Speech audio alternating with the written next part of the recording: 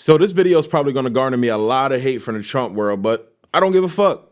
So I peeped the second and final presidential debate the other night, and one of the topics I found utterly annoying as fuck was the foreign interference debate, and specifically when Trump and Biden were arguing like fucking children about who's more corrupt. Like, both of you fucking guys are politicians. You're both corrupt assholes. But I digress. My criticism is going to be skewed more towards Trump in this video because Joe Biden corrupt, water wet. We know this. It'd be low-hanging fruit for me to even critique him when I have already so many times in previous videos.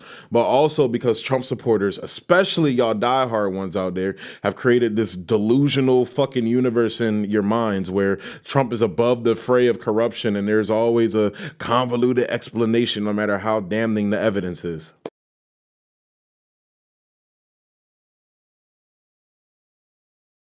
Yeah, y'all are just as delusional as the Vote Blue crowd who swears up and down Hunter Biden was qualified for the Burisma job.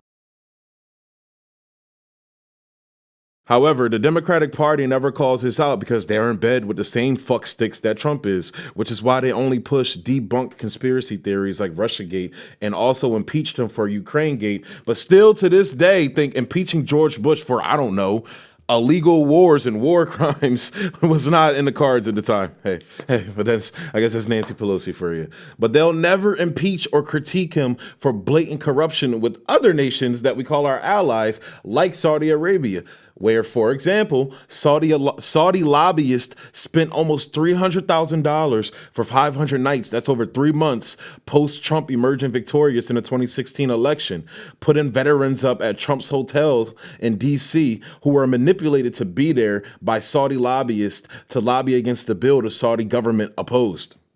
They'd been staying at a Virginian hotel conveniently up until Trump won the 2016 election. Most of the veterans even stated they were not made aware that the trip was paid for by the Saudi government. And one gentleman, Henry Garcia, a Navy veteran, even went as far to say, "Oh, we were just used to give Trump money." His words, not mine. And more reporting and data showed an uptick in Saudi-related stays at other Trump facilities post him winning the election leading into his inauguration. So President Trump continued the United States' disgusting, corrupt relationship with the theocratic Saudi government, of whom has been exposed as being mostly responsible for the September 11th attacks. And in my opinion, Trump took it a step further by, again, in my opinion, breaching the emoluments clause of the Constitution. Yeah, that's President Trump for you. Also, nobody ever brings up how Jared Kushner's family real estate firm sought out Qatar to invest in a New York City property that was fucking up their business portfolio, of which the Qatari finance person declined. Only to a month or so later conveniently have Jared Kushner advise Trump to side with the Saudis against Qatar when Saudi Arabia, the UAE, Egypt, and other Middle Eastern nations staged a still ongoing political row and blockade of Qatar after the finance minister told the Kushner family business to fuck off. Now, I'm obviously not for U.S. imperialism within the Middle East, but for argument's sake and appealing to you shit-for-brain bootlickers out there, I ask you, doesn't leveraging your geopolitical power against a vital U.S. ally for payback and monetary gain sound like corruption to you? I bet it would if you swapped out Jared Kushner and put in Chelsea Clinton or Hunter Biden. But that's just me, I guess.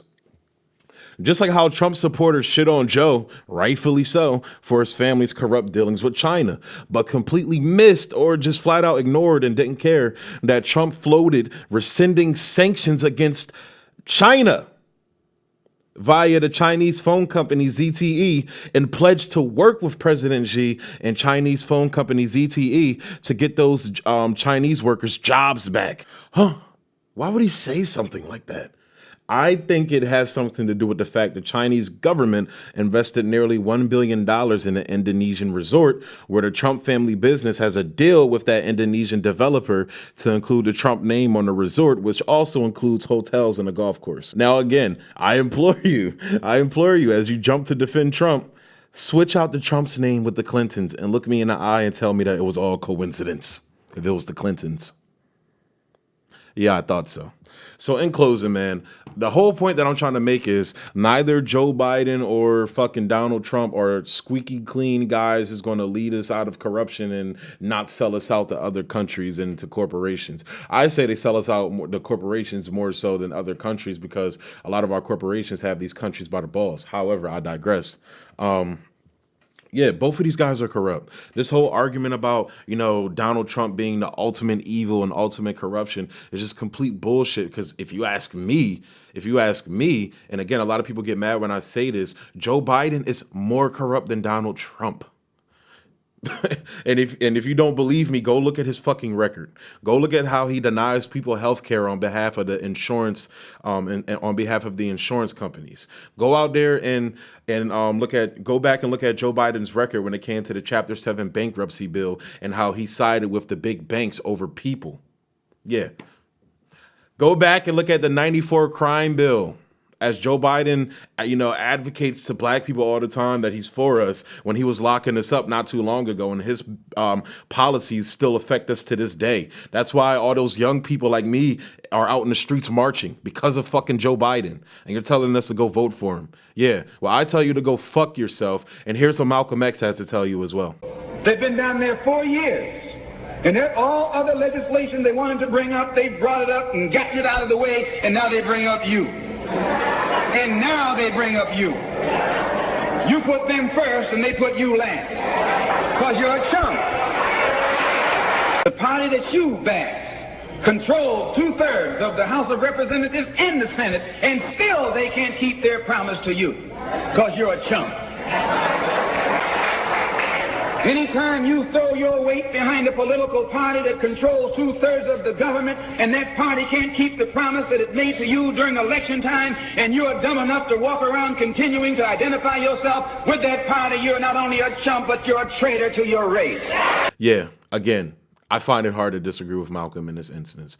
So that'll be the video for today, folks. Thank you for tuning in.